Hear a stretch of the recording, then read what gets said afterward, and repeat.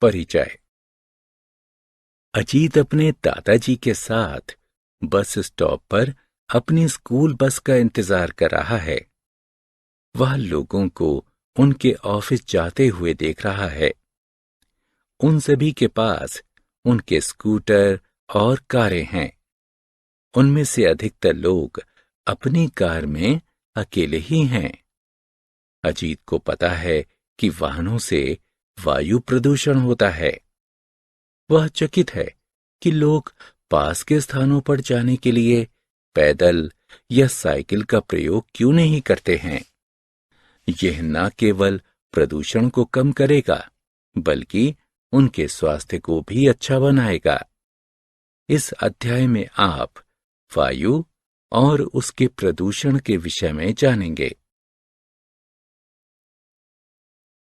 आओ सीखें। वायु के गुणों की सूची बनाना। वायु प्रदूषण को कम करने के उपाय बताना। पवन यानी हवा को परिभाषित करना। पवन यानी हवा की दिशा का वर्णन करना। वायु के गुण। हम वायु द्वारा घिरे हुए हैं। वायु गैस और अन्य कणों का एक मिश्रण है।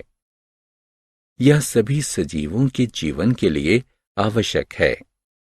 सभी सजीव वायु का उपयोग सांस लेने और सांस बाहर निकालने में करते हैं। इसका कोई स्वाद, रंग या सुगंध नहीं है। हम वायु को देख नहीं सकते, किंतु महसूस कर सकते हैं। वायु में भार होता है। दो फुलाने वाले गुब्बारे लेते हैं। उनमें से किसी एक गुब्बारे में वायु भरते हैं। अब इसका भार नापते हैं। उसके बाद खाली गुब्बारे का भार नापते हैं। अब हम क्या देखते हैं? वायु भरा हुआ गुब्बारा खाली वाले गुब्बारे से अधिक भारी है। इससे यह सिद्ध होता है कि वायु में भार होता है। जलने के लिए वायु आवश्यक है। चलो अब एक प्रयोग करते हैं। एक मोमबत्ती जलाते हैं। अब इसके ऊपर कांच का एक गिलास उल्टा करके रख देते हैं। इस क्रिया से वायु जलती हुई मोमबत्ती तक नहीं पहुंच पाएगी। कुछ देर बाद मोमबत्ती जलना बंद हो जाएगी। इससे यह सिद्ध होता है कि जलने के लिए वायु आवश्यक है। वायु का संयोजन यानी संरचना।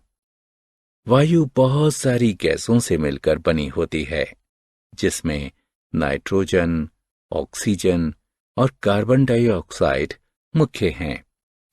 इसके साथ साथ वायु में जल वाष्प और धूल के कण भी पाए जाते हैं। एक कमरे में आती हुई सूर्य की रोशनी में छोटे धूल के कण एक रेखा में आगे बढ़ते हुए देखे जा सकते हैं। वायु प्रदूषण के कारण। कारखानों और वाहनों से निकलने वाले धुएं से वायु प्रदूषित होती है। पत्तियां, प्लास्टिक और कचड़े को जलाने से धुआं निकलता है, जो कि वायु को प्रदूषित करता है। प्रदूषित वायु में सांस लेने से अस्थमा, दमा आदि जैसी सांस की अनेक बीमारियां हो जाती हैं। वायु प्रदूषण में कमी। वायु प्रदूषण को कम करना हमारी जिम्मेदारी है। ऐसा हम निम्न प्रकार से कर सकते हैं। नए पेड़ लगाकर, सार्वजनिक परिवहन यानी पब्लिक ट्रांसपोर्ट का उपयोग करके, कम दूरी पर जाने के लिए पैदल या साइकिल का प्रयोग करके, कार साझा यानी कारपूलिंग करके, पत्ती, प्लास्टिक और अन्य कूड़े को नहीं जलाकर।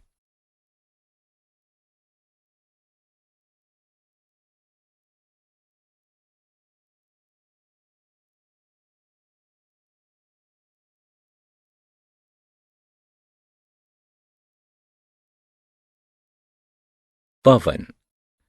चलती हुई यानी बहती हुई वायु को पवन या हवा कहते हैं।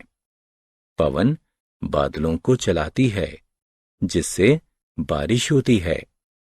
पवन सेल बोटों और ग्लाइडरों को भी चलाती है। पवन ऊर्जा का उपयोग बिजली उत्पन्न करने में किया जाता है। पवन ऊर्जा का उपयोग जल को फेंकने में भी किया जाता है। पवन की दिशा। पवन की एक निश्चित दिशा होती है। पवन को इसकी दिशा के कारण ही पहचाना जाता है। उदाहरण के लिए, जो पवन पूर्व से पश्चिम दिशा की ओर बहती है, उसे पूर्वी पवन कहते हैं। इसी प्रकार जो पवन पश्चिम से पूर्व दिशा की ओर बहती है, उसे पश्चिमी पवन कहते हैं। हम पवन सूचक की सहायता से पवन की दिशा तय कर सकते हैं। पवन सूचक का तीर यह दर्शाता है कि पवन किस दिशा से किस दिशा में बह रही है। हमने क्या चर्चा की? वायु का कोई स्वाद, रंग और सुगंध नहीं है। वायु में भार होता है और यह चलने के लिए आवश्यक होती है। वायु अनेक गैसों, जलवाष्प और धूल के कणों से मिलकर बनी होती है। कारखानों और वाहनों से निकलने वाले धुएं से वायु प्रदूषित होती है। प्रदूषित वायु में सांस लेने से सांस की अनेक बीमारियां हो जाती हैं। चलती हुई वायु को पवन कहते हैं। पवन की एक निश्चित दिशा होती है। पवन सूचक की सहायता से पवन की दिशा तय की जाती है।